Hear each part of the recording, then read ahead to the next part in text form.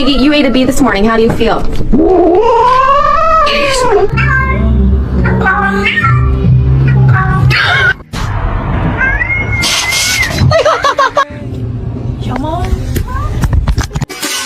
Hello?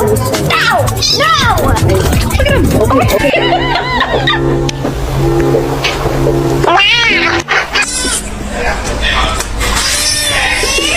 She's powerful. She's amazing. Hey, good for you. How are you doing? Black cat, you've always talked about it. I know. I just wanted to.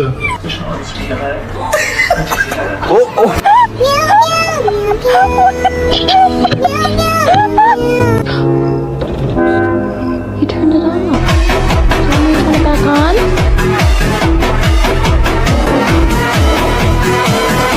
Then my head hit the wall. Boom.